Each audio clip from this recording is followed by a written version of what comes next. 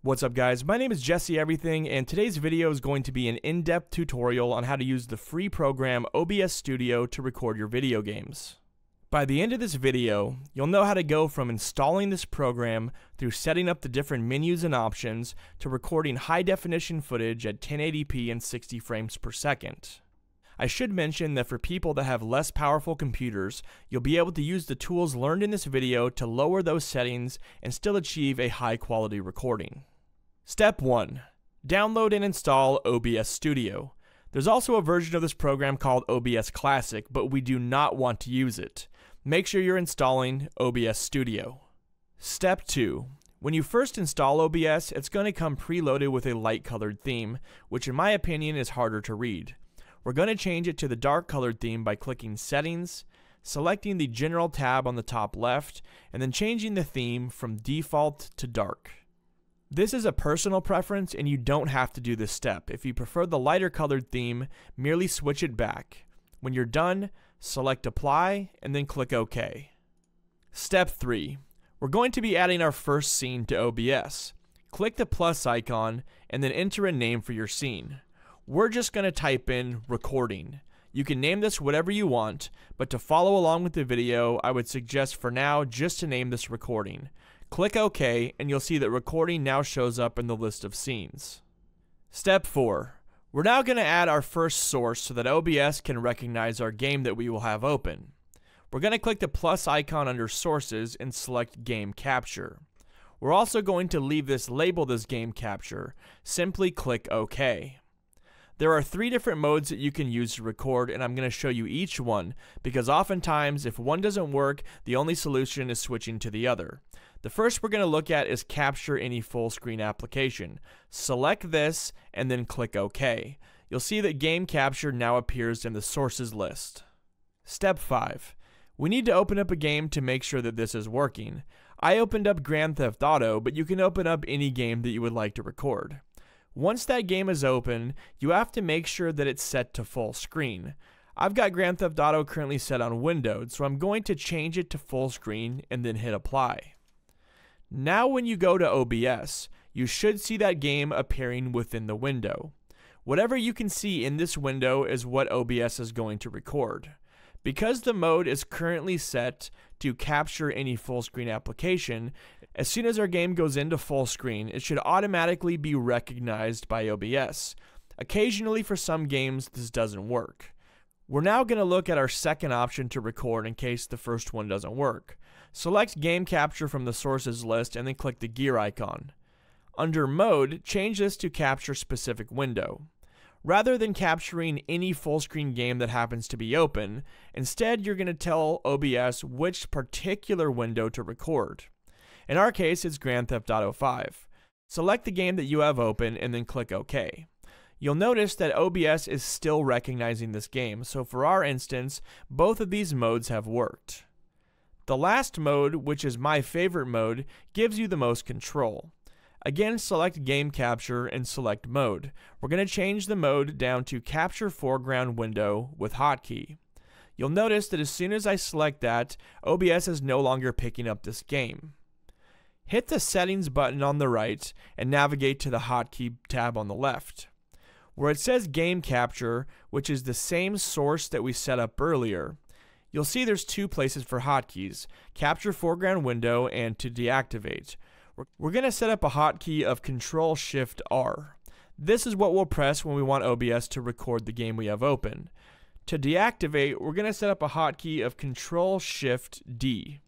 You can set these to be whatever you like, but it would be good to use what we're doing now just for this tutorial.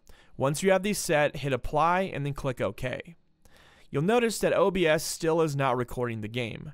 What we're going to do is go back to our game and press the hotkey to record.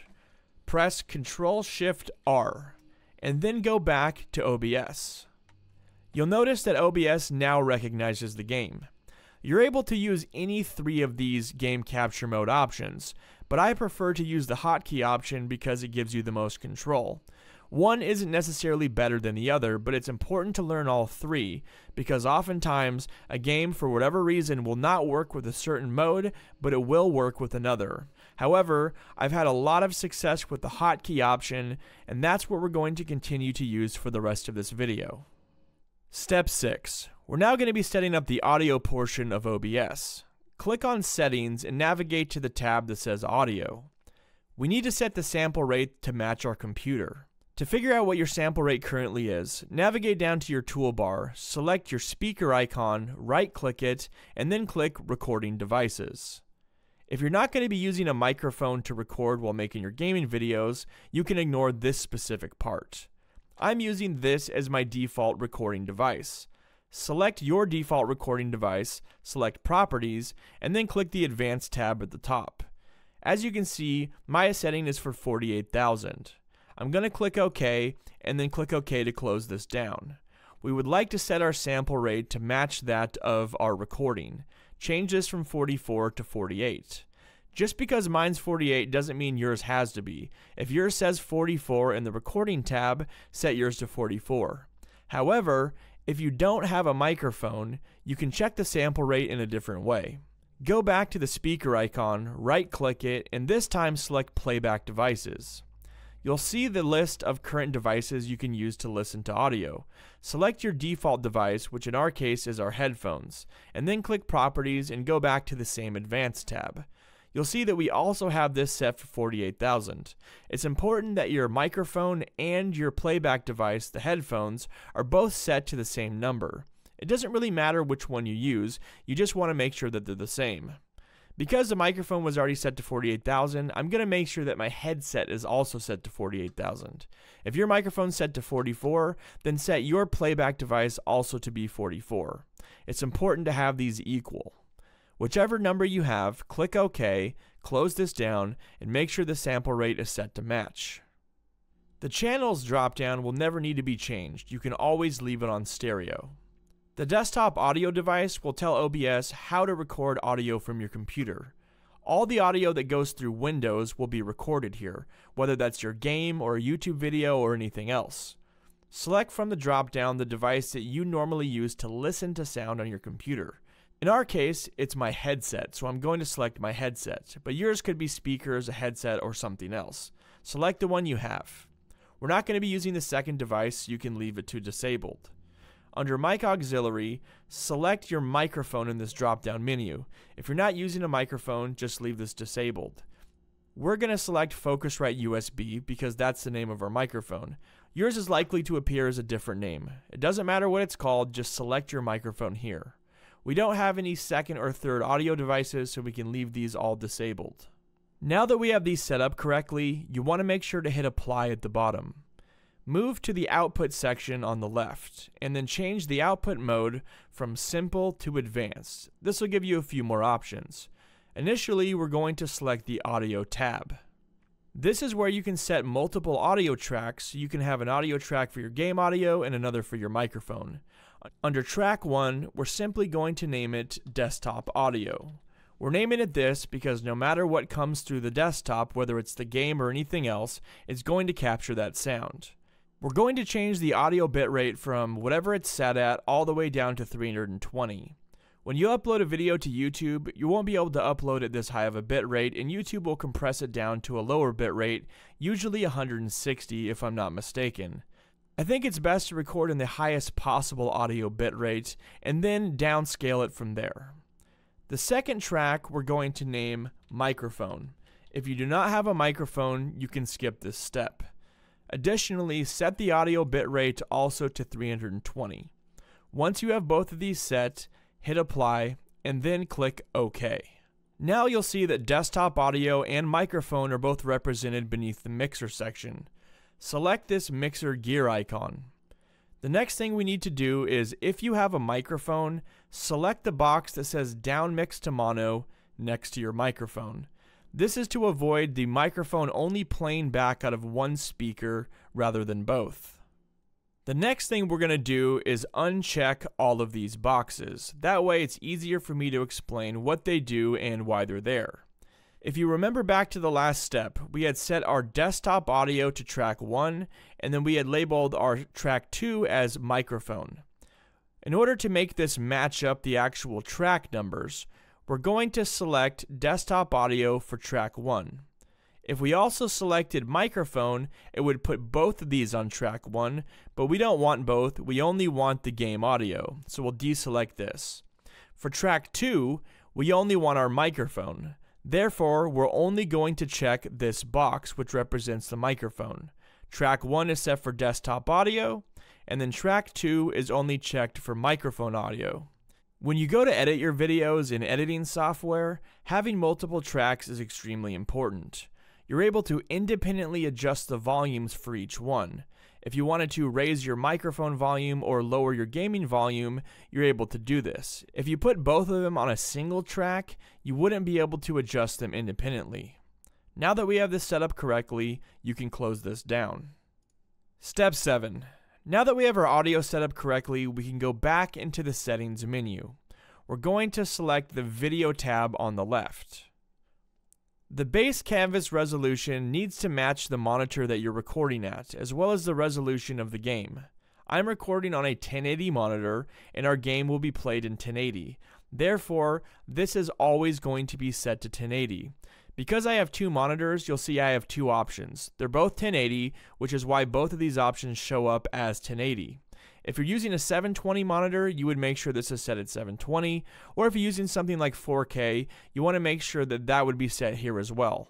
Whatever the resolution of your monitor is, set that as your base canvas resolution. The output or scaled resolution is only useful if you would like to downscale the video that you're recording. For example, if your monitor was at 1080 and so was your game, but you wanted to record in 720, this is exactly where you'd set it. We're not going to change it because we don't need to downscale. But for example, if you wanted to downscale to 720, you would merely select it here. For now, leave it set to 1080. The downscale filter here only comes into place when you're actually downscaling. We're not going to be downscaling, so it wouldn't even matter which one of these we set. However, if you are downscaling, Lanczos produces by far the best quality result, so we're going to select that now. The only time you would ever want to consider using bicubic or bilinear is if your computer can't keep up. Bilinear is the worst, Lanczos is the best, and bicubic is somewhere in the middle. If your computer is really struggling, you could consider trying bicubic, and if that still doesn't work, going down to bilinear. So it's always best just to set it on Lanczos and only ever switch it if you absolutely have to. The last setting has to do with frames per second, and most people are going to be familiar with what this means. It's currently set to 30 frames per second. You'll see in the drop-down there's all sorts of different options, but nobody ever records at anything except for 30 or 60 frames per second. We're going to be recording at 60 frames per second today. However, I should mention that your computer is going to be doing twice as much work to record at 60 versus 30. If your computer is struggling to keep up, this would be one of the very first things to change because it has by far one of the largest impacts. Sometimes a video might look better in 1080 at a lower frames per second, but the opposite can also be true. If your game has a lot of action but your computer can't keep up, it might be helpful to set this to 60 frames per second and then downscale the game down to 720. Each one is a bit of a compromise, and depending on the power of your computer, you may have to give up one or the other. For today's video, we're still going to be setting this at 1080 and recording at 60 frames per second. Now that these are set, you can hit apply. The next thing we need to look at is in the output section. Navigate over to the recording tab and click recording. The type section will never be changed, and you can always leave it set to standard. The recording path simply is the place on your computer where the recordings will be saved. You can leave it on default or just click browse and then pick the folder where you would like your recordings to be saved to. This option has to do with the file name that OBS generates. If you'd like spaces between the file name, uncheck this. However, you can normally just leave it checked, and it doesn't really matter if there's spaces or not. This is just a personal preference thing, and you can always go back and change the names of the files anyway. The recording format is very important, and I would stress to not use anything except for MP4. MP4 is capable of generating files that have multiple audio tracks, but as this warning down here states, certain formats such as FLV do not support multiple tracks per recording. MP4 is also the preferred upload type if you're going to be uploading your videos to YouTube. I would always set this to MP4, although it is possible to tinker around with these. They might produce varying file sizes and qualities. The audio track section is also very important. Even though we set our audio tracks up earlier, if you didn't select them here, they wouldn't actually get recorded. We're recording the two audio tracks, audio track 1 and audio track 2, so that's why these boxes are checked. If you had more audio tracks, you would simply check the ones additionally that you would like to record. The encoder setting is also one of the most important options. We're going to be setting this to X264, and this only relies on your CPU to do the encoding. This will produce by far the best quality recordings. I'm going to do my best to explain the other two. However, if you have a different processor or a different brand of video card, these will be different, or you possibly won't have Quicksync available. Quicksync is available if you have an Intel processor. Quicksync will use a combination of the internal graphics card as well as your processor. The result will be the video isn't nearly as good, but it's much less intensive on your CPU, which means your computer will have more available processing power to focus on your game. I only ever use Quicksync if X264 is not working. NVENC has directly to do with your graphics card. I have an NVIDIA graphics card, and so if I was to set this to this, the encoding would only be done with the graphics card. This frees up all of the processing power from my processor to focus on the game, but the quality greatly suffers. However, if you have a lower power processor, this might be a good option. I would always recommend starting with X264 whenever possible, but if the video is choppy, you're going to have to downscale. Like I said, Quicksync might not be available to you. If you have an AMD graphics card, you'll have another option similar to NVENC, but it's going to appear as a different name. That other name for the AMD cards will work in a similar manner to the NVIDIA card. As I said before, X264 whenever possible, choose Quicksync as a downgrade if you have it available, and if neither of these are working, go down to NVENC or the AMD option. Beneath this is another place to set a rescale. Currently, we're not going to be downscaling our video. It's going to be recorded at 1080 and it's going to stay that way. Just as in the other tab, you're able to rescale the video here. To do this, all you would do is check this box and then choose the resolution that you would like to downscale to. We're not downscaling, so we're simply just going to uncheck the box. Whenever you do want to do a downscale, it's worth noting that you don't usually want to set it in this menu. This is because if you set it in the previous menu that we just looked at, it tends to use less processing power. And since either of the downscales will produce the same result, you might as well do it in the other menu. The next thing we're going to look at is the rate control. There are two viable options. I'm going to start explaining VBR first. VBR stands for variable bitrate. You would set the bitrate that you want your video to be at, but according to the action on your screen, VBR will reduce the bitrate in order to make the file size smaller.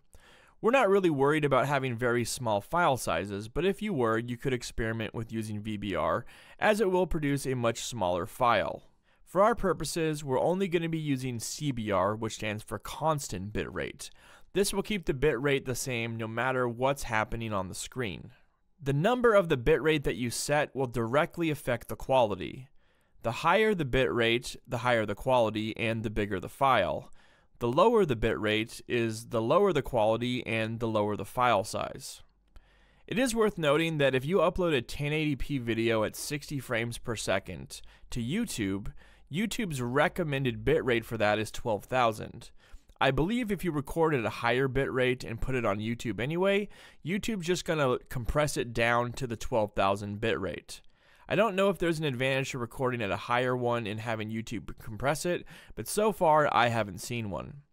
12,000 is a good compromise between file size and quality. However, you can always lower it or raise it depending on what you're trying to get done. The highest that I ever record at is 18,000 because as soon as I get past this, I can't really tell a difference in the quality, but the file size gets exponentially larger. I've seen some people recommend as high as 50,000, but when I compare that 50,000 bitrate video to one set at 18, I can hardly tell a difference, yet the difference in file size is enormous. Having a big file makes it harder to edit and takes more processing power and encoding power to re-edit the video. For our purposes, we're simply going to set this at 12,000, but I want you to know that you can adjust it, it's not going to hurt anything, and when you do testing, make a short video, say 30 seconds, and then change the bitrate and then compare it to something else. The one thing I should also mention is that changing the bitrate won't make it easier or less difficult on your CPU. Whether you set this at a small amount or a larger amount won't work your computer harder or easier, it just affects the quality and the file size. Beneath this, we have an option to use custom buffer size. We're going to check this and we're going to make sure it's set to the same number that your bitrate is currently set to. This way the buffer has as much room to work with as the active bitrate. Beneath this, the keyframe interval is also important. Every so often, OBS looks at one individual frame that it calls a keyframe, and it compares all the other frames around it, and it uses this to make sure that the quality stays consistent. The more often you have a keyframe, the harder the program has to work, but the better quality the recording. I've always set this to 1 for 1 second. I believe if you set it to 0 and it puts it to auto mode, this makes it a variable setting where it'll determine how often it needs a keyframe and then it will adjust that time interval based on what's going on in the video. This can produce something similar to variable bitrate, and I don't think we need to use that. I've always set it at 1, but you could try setting it at 2 or 3 and doing some experimenting and see what the results do for you. The CPU usage preset will produce a higher quality recording if you put it lower. However, even with my overclocked i5 Skylake CPU at 4.4 GHz, I don't ever put this below very fast because the percentage of CPU used by OBS, even on just faster mode, becomes another 15 or 20% higher. You would need a very fast CPU or a dedicated recording computer to go past this. And while it would produce a better result, most people are not going to be able to do this. You can try experimenting with it, but I don't think it's that vast of a difference between these two, and for the most intents and purposes, we're just going to leave it on very fast. Profile, there's a few different options. These also affect the recording quality. I have generally always set mine on main, but it would be possible to put this on baseline if you don't have a very strong computer, or you could put it up to high if you think your computer can handle it. For now, we're just going to leave this on main. The tune allows different settings for OBS, and because none of these apply, we're simply going to leave it as none. The bottom options down here can be completely ignored. Now that we have everything set up how we want it, we're recording an MP4, we have our 2 audio tracks, we're using the 264 encoder, we are not rescaling, we're using constant bitrate and the bitrate is set to 12,000 along with a 12,000 buffer size and a keyframe interval of 1, we're able to record. Right now we have this program set up exactly as we need to record a video, and that's what we're going to do right now. Hit apply and then hit OK. Step 8. The last and final step is to open the game we want to play. In this case, I'm going to open back up Grand Theft Auto. Once I've got the game open in full screen, I'm going to click somewhere on the screen and then press our hotkey, Control-Shift-R. As I press that hotkey, you'll notice that the game now shows up within the OBS window. The last thing to do is to simply hit the Start Recording button, and now our recording begins. When you're ready to end the recording, all you have to do is hit Stop Recording. Once you're finished recording, all you have to do is navigate to the folder where your video is saved. Mine are saved in this folder, and as you can see, I've got a lot of them from making this video. I'm going to open up the video that we just recorded, and as you can see, there it is. We've only recorded the intro screen, but it still looks pretty good. When you're not recording, you'll notice that your CPU is at a rather low percentage, but the moment you hit Start Record, it's going to jump up quite a bit. If the CPU percentage and the game percentage combine to over 100, you're going to get stuttering and a bad recording. Watch your recordings back. If there's any kind of stuttering, this is almost always what's happening. If you have this stuttering problem, the first thing that you want to change is the settings within the actual game. Things like shadows and draw distance can be lowered, which makes your game use less CPU. In turn, that frees up more processing power for OBS. You've got to strike a good balance between your game settings and your OBS settings. Sometimes you're left with no choice other than to simply go into the settings menu and begin to adjust some of the things that we first talked about. One of the first things that I would do would be lowering the FPS from 60 to 30. The second thing that I would try would be changing the encoder from X264 to Quicksync. Usually that or the combination of the two will free up enough processing power to get the job done. As I said before, it all depends on the power of your computer and the quality of the recording that you're trying to achieve. With the tools that I've given you in this video, there's almost always some combination of the two to get a decent quality recording. If you have any questions about anything or you have a problem, just leave a comment in the comment section and I'll get back to you as soon as I can. Thanks for watching the video, enjoy making awesome gaming videos, and I will catch you on the next one.